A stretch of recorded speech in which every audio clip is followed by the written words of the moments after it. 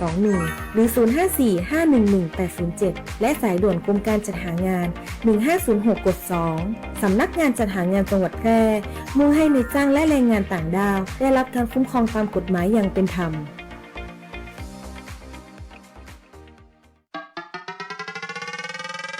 มีที่ดินเป็นกรรมสิทธิ์ของตนเองไม่เป็นปัญหาทอส.เปิดให้กู้ยืมเพื่อที่อยู่อาศัยไม่ว่าจะปลูกสร้างอาคารซื้ออุปกรณ์สิ่งอำนวยความสะดวกเพื่อประโยชน์ในการอยู่อาศัยหรือจะกู้เพื่อชำระเบี้ยประกันชีวิตคุ้มครองสินเชื่อผ่อนชำระไม่น้อยกว่า3ปีและไม่เกิน40ปีโดยอายุผู้กู้รวมกับระยะเวลาที่ขอกู้ต้องไม่เกิน70ปีอัตราดอกเบี้ยที่แท้จริงตลอดอายุสัญญาสินเชื่อปลูกสร้างที่อยู่อาศัยบนที่ดินของตนเองสินเชื่อสำหรับลูกค้าปลูกสร้างที่อยู่อาศัยบนที่ดินที่เป็นกรรมสิทธิ์ของตนเองสนใจแอดไลน์ GHB Buddy ทอส.แพร่โทร 054-621-490-5 หรือสอบถามเพิ่มเติมธนาคารอาคารสงเคราะห์ใกล้บ้านเทศกาลเดินทางจะใกล้หรือไกลความอุ่นใจต้องมาก่อนขึ้นเครื่องลงเรือเดินทางไกลบาดเจ็บกระเป๋าหายบัดต้องวันใจเพราะมีประกันภัยคุ้มครองสบายใจได้ทุกทริปแค่3ชอติดใจสำหรับคุณเช็คชัดชัวร์เช็คกรมธรรม์ประกันภัยการเดินทางให้พร้อมชัดเจนกับเงื่อนไขกรมธรรม์และความคุ้มครองชัวร์ได้เลยหากมีกรมธรรม์ประกันอุบัติเหตุการเดินทางที่พร้อมบริการฉุกเฉิน24ชั่วโมงชัดทุกเช็คชัวร์ทุกทริปสายด่วนคปภ1186คปภคุ้มครองผู้ทำประกันภั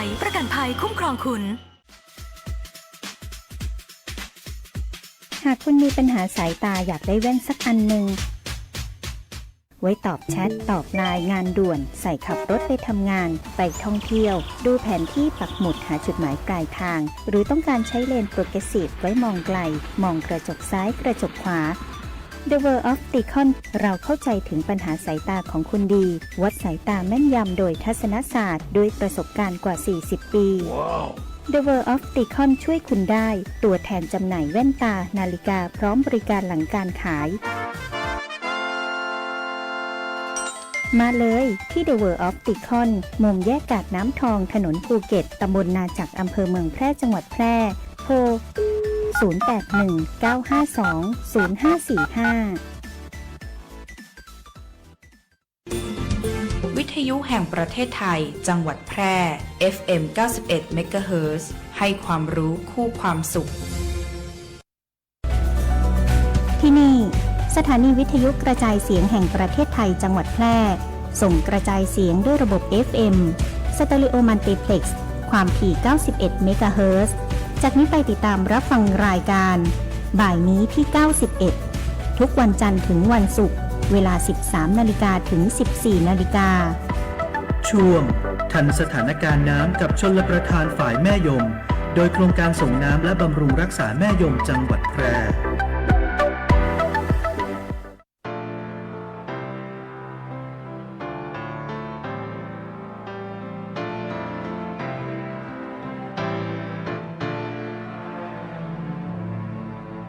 ฉันเคยหลอกตัวฉันเอง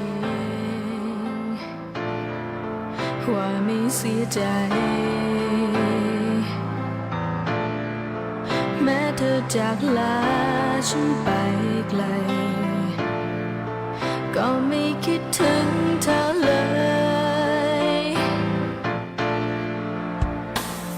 และแล้วเมื่อวันได้ผ่านมา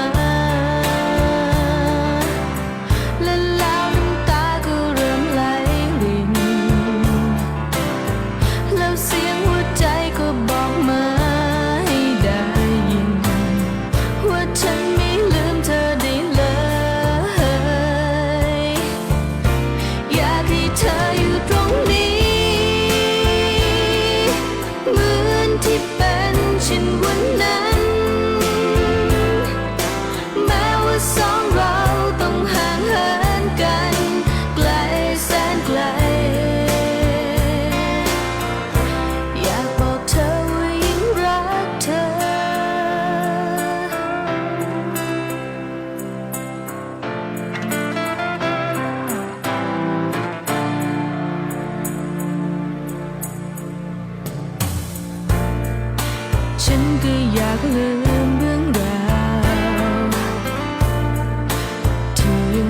ใจ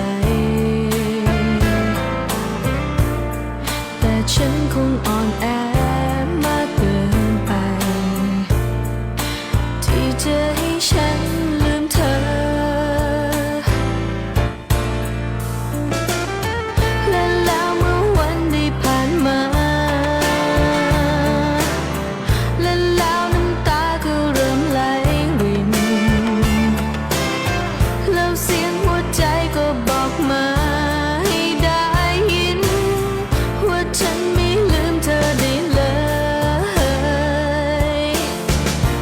อยากให้เธออยู่ตรงนี้เหมือนที่เป็นฉันวันนั้น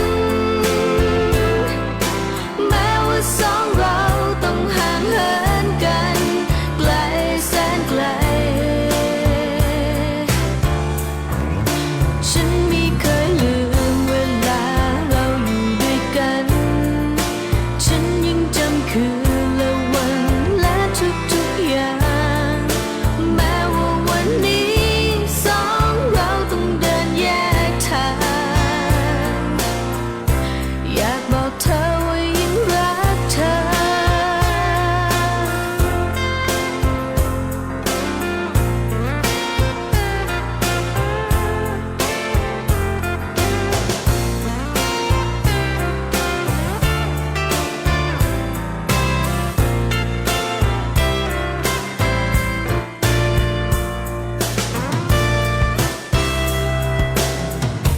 อยากให้เธออยู่ตรงนี้เหมือนที่เป็นฉันวันนั้นแม้ว่าสองเราต้องห่างเหินกันไกลแสนไกลอยากบอกเธอว่ายังรักเธอ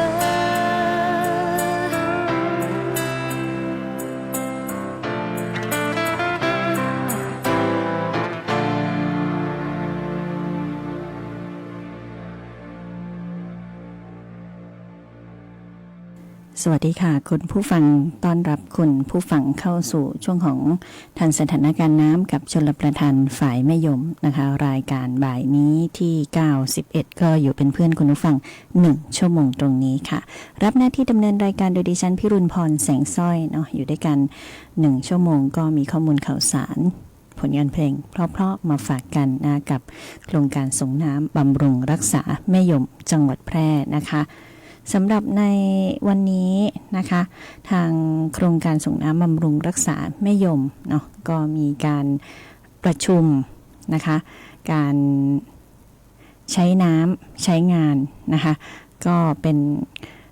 การใช้งานของระบบชลประทานเนาะที่อยู่ภายใต้โครงการพัฒนาศูนย์บริการแบบครบวงจรแบบเบ็ดเสร็จนะคะในภาคธุรกิจแล้วก็ภาคประชาชนนะคะเป็นการ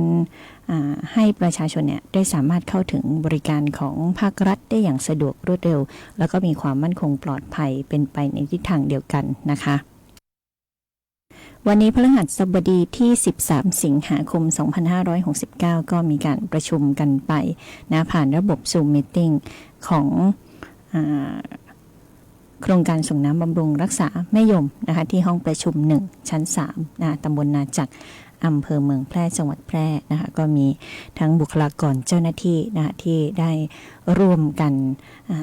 รับทราบข้อมูลข่าวสารนะคะสำหรับนะคะการรายงานสถานการณ์น้ำฝายแม่ยมของฤดูฝนปี 2569 นี้นะคะโครงการส่งน้ำบำรุงรักษาแม่ยมจังหวัดแพร่สำนักงานชลประทานที่4กรมชลประทานนะคะก็มีนายชัยวัฒน์กำทองผู้อำนวยการโครงการส่งน้ำบำรุงรักษาแม่ยมนะคะดูแลอยู่เนาะก็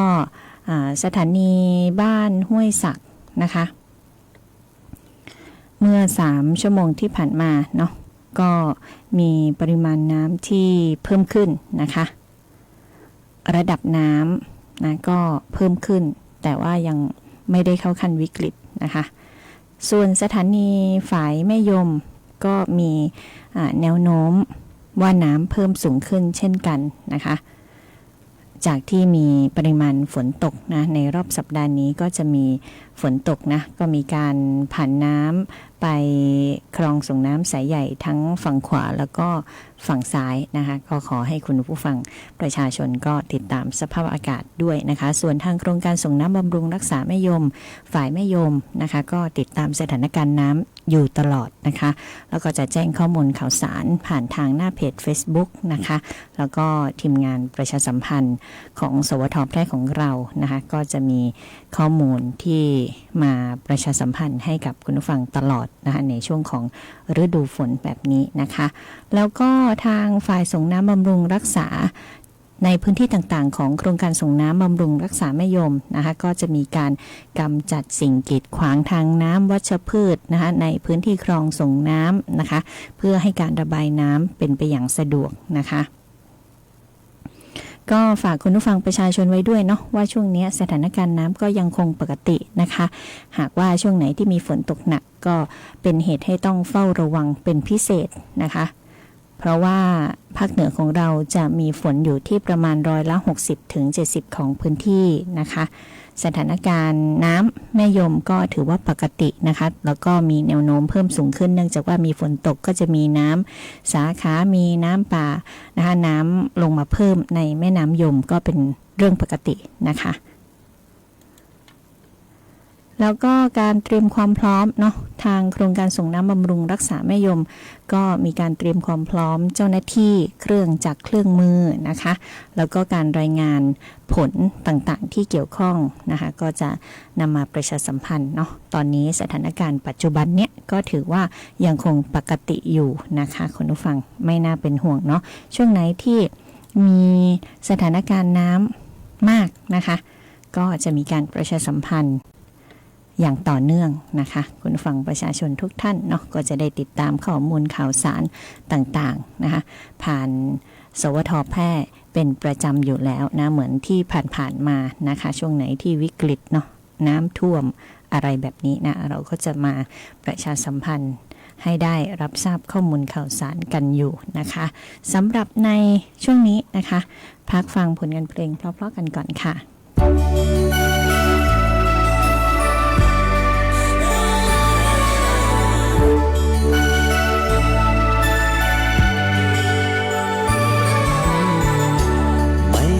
ฟังเธอพูดถึงเขาเลยเพราะว่าใจฉันทนไม่ไหว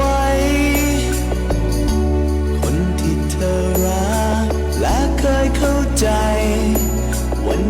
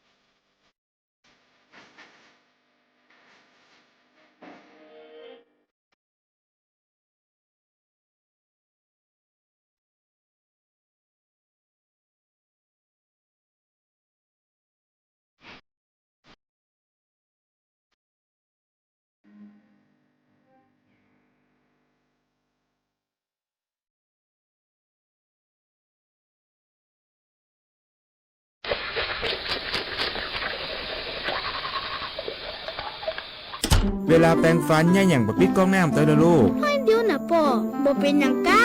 เป็นก้าน้องหู้กอการแปรงฟันโดยที่ปล่อยให้น้ำไหลไปตัวเองยะหึงเสียงน้ำ9 ลิตรต่อนาทีแต่ถ้าใจแก้วน้ำห้องน้ำวนปากขณะแปรงฟันจะใจน้ำเพียง1 ลิตรต่อนาทีต่ออันเนอร์ อ๋อ นี่คือเทคนิคดีๆ เพื่อการประหยัดน้ำใจก็ครับ ใจและเจ้าน้ำมีคุณค่าหูหักพัฒนาปวงประชาได้ประโยชน์ด้วยความห่วงใยสำนักงานประชาสัมพันธ์ตี3กรมประชาสัมพันธ์ปัจจุบันการเคลื่อนย้ายแรงงานระหว่างประเทศของไทยเริ่มเปลี่ยนแปลงโดยเฉพาะอย่างยิ่งการเคลื่อนย้ายแรงงานจากประเทศเพื่อนบ้านได้แก่เมียนมาลาวและเวียดนามโครงสร้างของประชากรที่เปลี่ยนแปลงไปสู่สังคมสูงอายุจึงมีความจำเป็นที่ต้องนำแรงงานต่างด้าวมาทดแทนกำลังแรงงานไทยที่ยังไม่เพียงพอในหลายกิจการสำนักงานจัดหางานจังหวัดแพร่เป็นหน่วยงานหลักที่ให้บริการจัดหางานแก่ประชาชนทุกกลุ่มเป้าหมายรวมถึงการควบคุมการทำงานของคนต่างด้าวซึ่งปัจจุบันได้นำระบบ e-work permit เข้ามาอำนวยความสะดวกในการให้บริการแก่นายจ้างสถานประกอบการและแรงงานต่างด้าวในกระบวนการการรับคำขอการแจ้งการทำงานของคนต่างด้าวและการผลิตใบอนุญาตการทำงานทั้งนี้สามารถรับชมวิดีทัศน์การให้บริการผ่านระบบ e-work permit ได้ที่เพจ Facebook สำนักงานจัดหางานจังหวัดแพร่หรือสอบถามรายละเอียดเพิ่มเติมผ่านแอปพลิเคชัน LINE Official S435DEAQA หมายเลขโทรศัพท์ 0545117721 หรือ 0545118807 และสายด่วนกรมการจัดหางาน 1506 กด 2 สำนักงานจัดหางานจังหวัดแพร่มุ่งให้นายจ้างและแรงงานต่างด้าวได้รับการคุ้มครองตามกฎหมายอย่างเป็นธรรม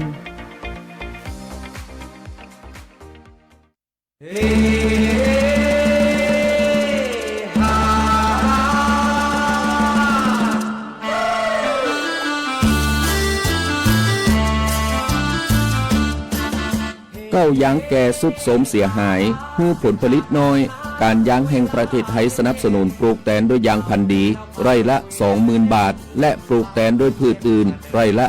12,000 บาทแค่เป็นเกษตรกรตีขึ้นทะเบียนกับกยท.มีส่วนบนพื้นที่ดินถูกกฎหมายเก้ายางอายุเกิน25 ปียื่นกำขอดได้ตามสิทธิ์เลือกรูปแบบปลูกแตนทั้งปลูกยางพันธุ์ดีไม่ยืนต้นเศรษฐกิจหรือสวนยางยั่งยืนมีเงินทุนพร้อมช่วยเหลือติดต่อได้ที่054-069-605การยางแห่งประเทศไทยจังหวัดแพร่ลมทุ่งพัดโชยชื่นช่ำสาวสาวอาบน้ำที่ลำประโด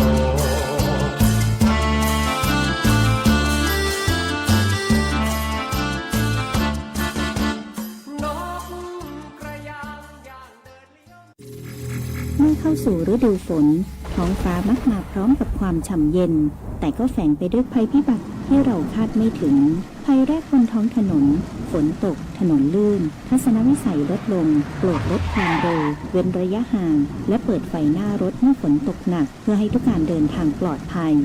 ภัยที่ 2 โรคระบาดร้ายแรงน้ำขังคือแหล่งเพาะพันธุ์ยุงลายต้นเหตุไข้เลือดออกและระวังโรคไข้ฉี่หนูจากการลุยน้ำขัง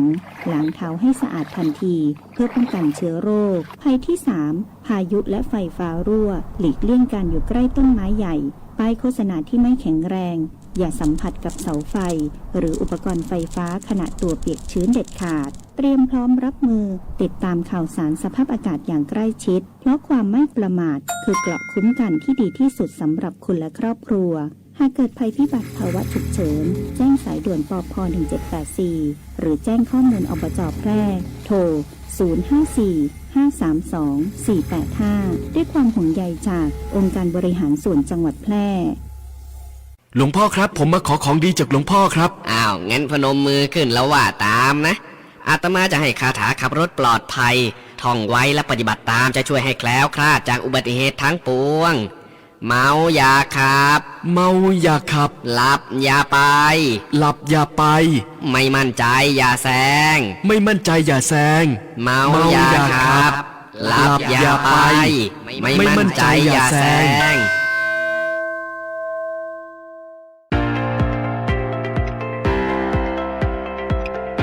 สถานีวิทยุกระจายเสียงแห่งประเทศไทยจังหวัดแพร่91 เมกะเฮิรตซ์ ให้ความรู้คู่ความสุข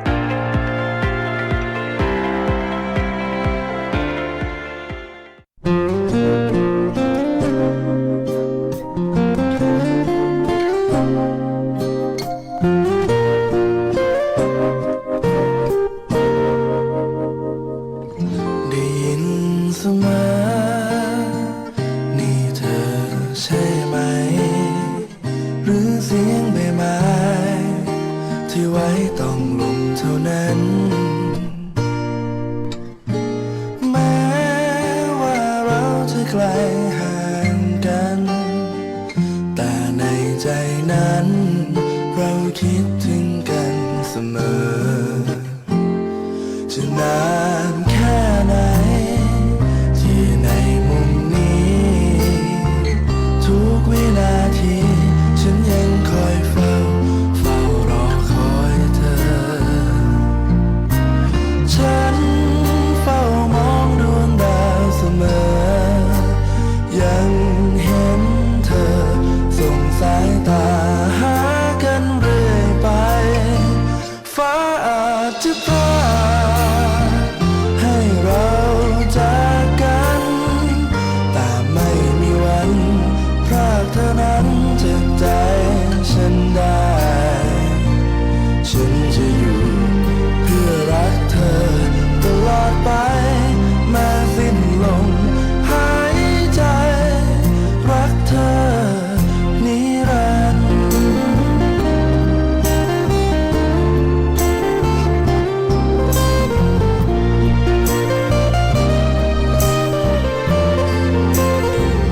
จะนา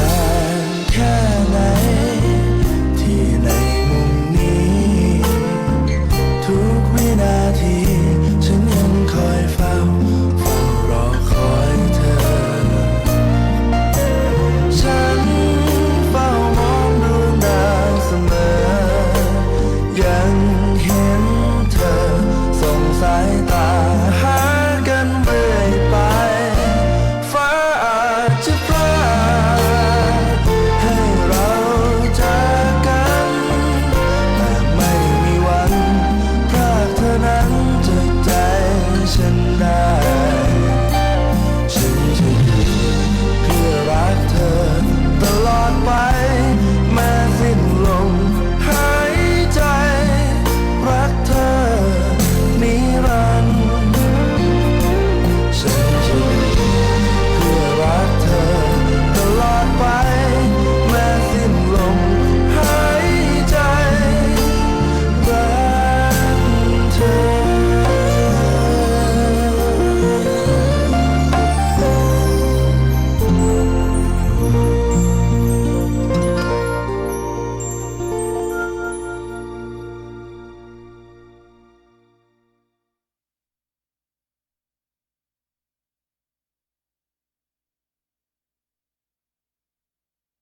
ค่ะคุณฟังก็รับฟังผลงานเพลงเพราะๆสิ่งที่น่าสนใจกันไปแล้วนะคะก็กลับเข้ามาในช่วงของทันสถานการณ์น้ำกับชลประทานฝ่ายแม่ยมนะคะในเมื่อวานนี้นะคะ12สิงหาคม2569นะคะทางกรมชลประทานก็มีการรายงานสถานการณ์น้ำนะคะเนื่องจากว่าช่วงนี้นะคะก็จะมีร่องมรสุมเนี่ยพาดผ่านภาคเหนือตอนบนประเทศลาวตอนบนและภาคตะวันออกเฉียงเหนือตอนบนในขณะที่มรสุมตะวันตกเฉียงใต้ที่พัดปกคลุมทะเลอันดามันประเทศไทยอ่าวไทยก็มีกำลังค่อนข้างแรงนะก็ส่งผลให้ภาคเหนือภาคตะวันออกเฉียงเหนือภาคกลางภาคตะวันออกก็ยังคง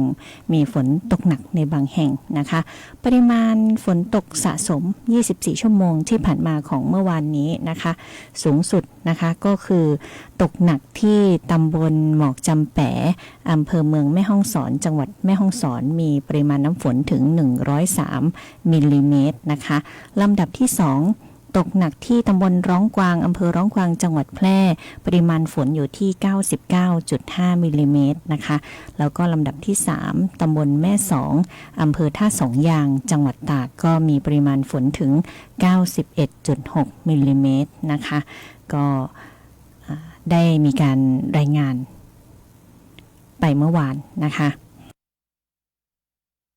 จากปริมาณฝนที่ตกหนักแล้วก็ตกสะสมในพื้นที่นะตั้งแต่ต้นเดือนพฤษภาคมเป็นต้นมาเนี่ยก็ส่งผลให้มีพื้นที่ประสบอุทกภัยนะคะทั้งสิ้น25จังหวัดนะคะนั่นก็คือจังหวัดที่เข้าสู่ภาวะปกติแล้ว16จังหวัดนะคะน่านพิษณุโลกสกลนครพะเยาลำปางอุตรดิตถ์อุดรธานีอุบลราชธานีจันทบุรีตราดเพชรบูรณ์เพชรบุรีระนองภูเก็ตกระบี่แล้วก็ตรังนะคะส่วนจังหวัดที่ยังคงประสบภัยอยู่นะคะประสบอุทกภัย9จังหวัดนั่นก็คือแม่ฮ่องสอนเชียงรายเชียงใหม่มุกดาหารสระบุรี101ยโสธรนครพนมแล้วก็อำนาจเจริญค่ะก็ขอให้คุณผู้ฟังเนาะเฝ้าระวังเหตุการณ์น้ำป่าไหลหลากน้ำท่วมฉับพลันดินโคลนถล่มนะคะน้ำล้นตลิ่งเนื่องจากปริมาณฝนที่ตกหนักนะคะทางกรมชลประทานก็ห่วงใยประชาชน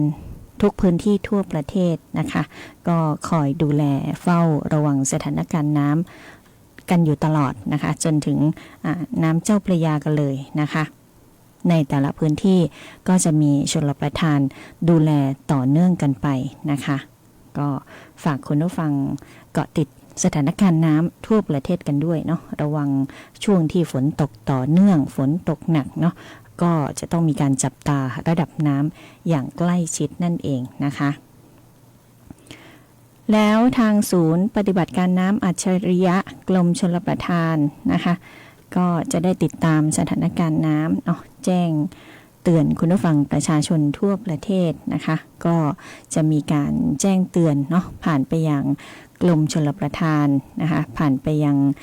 ชลประทานในพื้นที่ของทุกจังหวัดนะคะหน่วยงานที่เกี่ยวข้องเนาะก็ยังคงย้ำว่า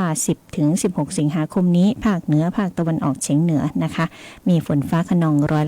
60-70%ของพื้นที่ก็จะมีฝนตกหนักบางแห่งตลอดช่วงนะคะคุณผู้ฟัง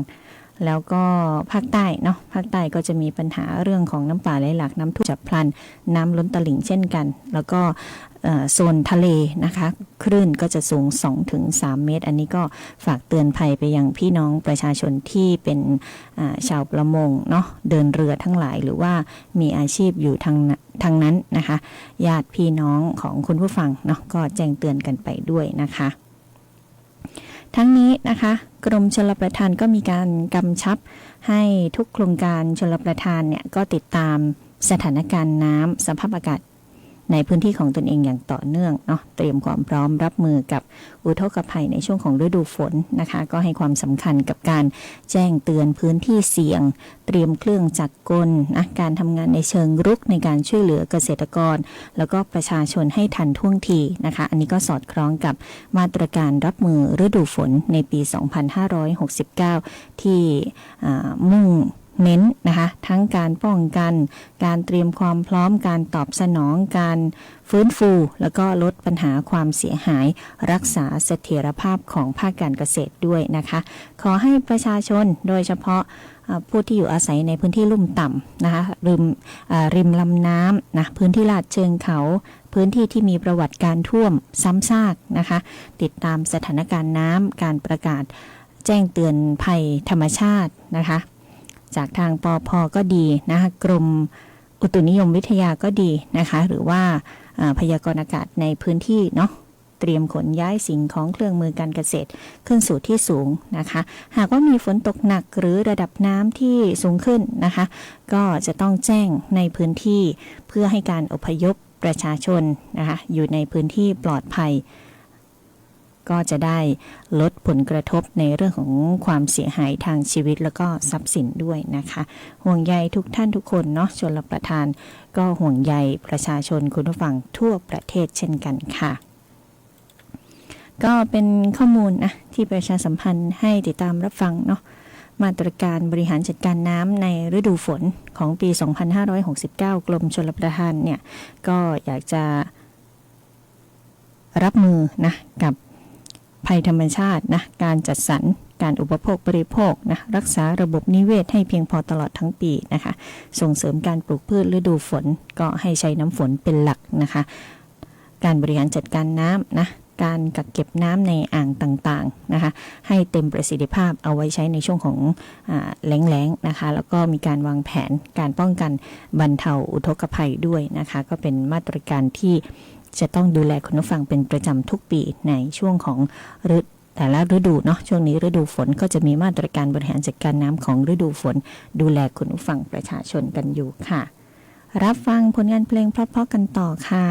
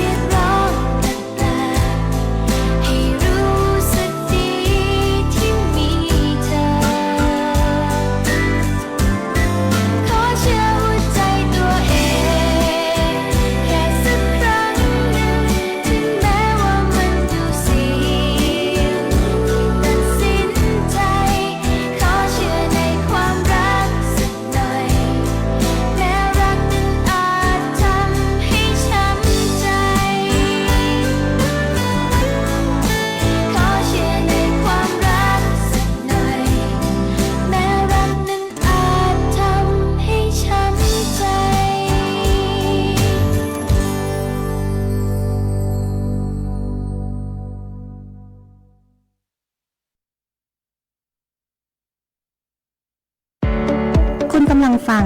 บ่ายนี้ที่ 91 ทางสถานีวิทยุกระจายเสียงแห่งประเทศไทยจังหวัดแพร่ FM 91 เมกะเฮิรตซ์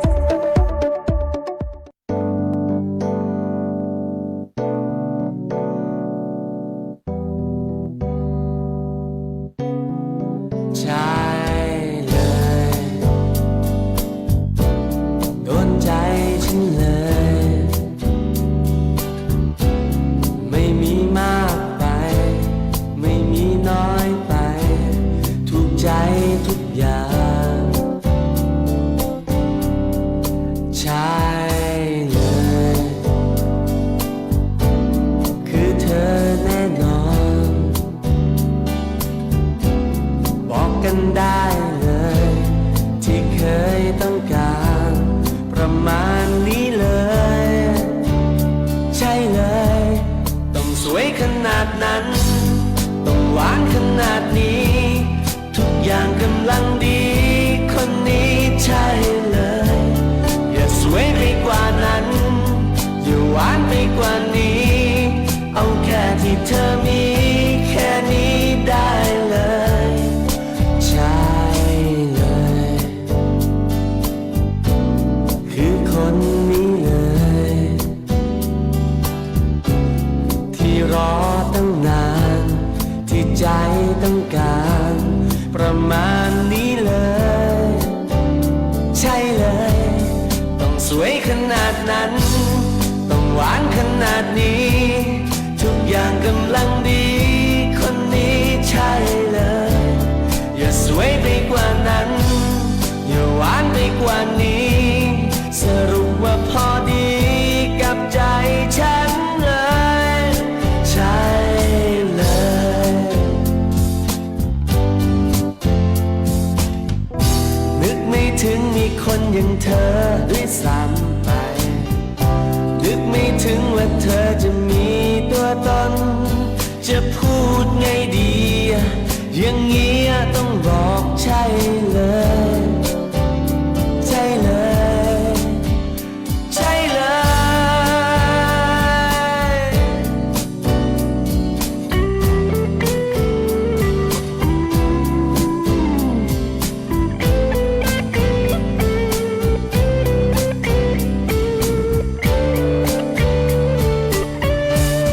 ต้องสวยขนาดนั้นต้องหวานขนาดนี้ทุกอย่างกำลังดีคนนี้ใช่เลยอย่าสวยไปกว่านั้นอย่าหวานไปกว่านี้เอาแค่ที่เธอมีแค่นี้ได้เลยต้องสวยขนาดนั้นต้องหวานขนาดนี้ทุกอย่างกำลังดีคนนี้ใช่เลยอย่าสวยไปกว่านั้นอย่าหวานไปกว่านี้สรุปว่าพอดีกับใจฉันเลยใช่เลยที่เห็นใช่เลยนานานานานานาโอ้เย่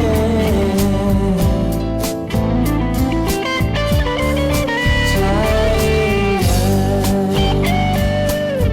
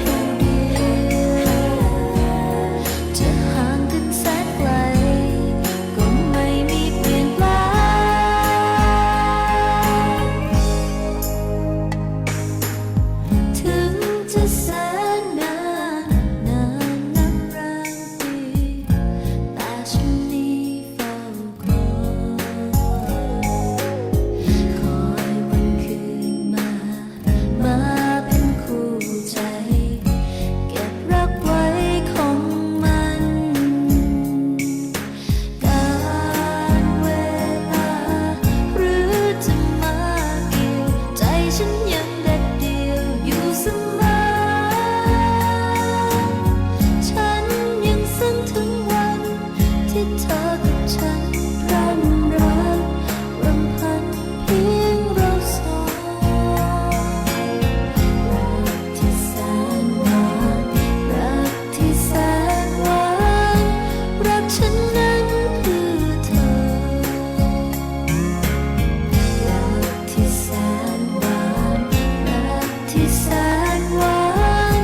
รักฉันนั้นเพื่อเธอ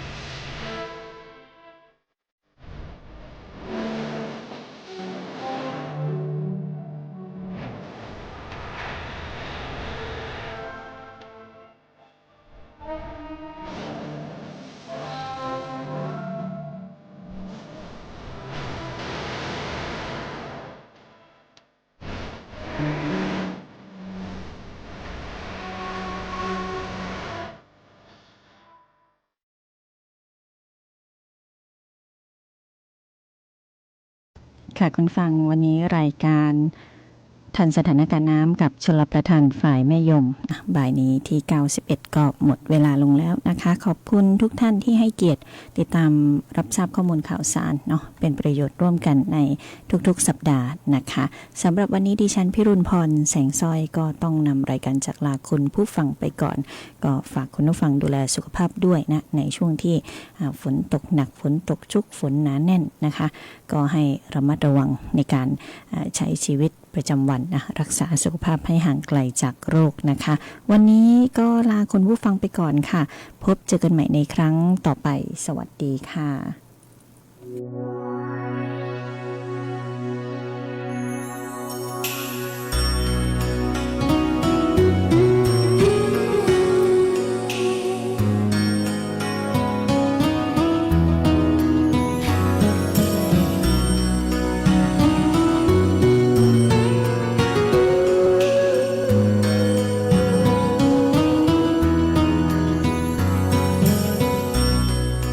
เธอแค่รับฟัง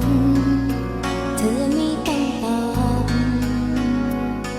แค่รับรู้ไว้ก็เพียงพอเธอคิดยังไงไม่ขอให้เธอ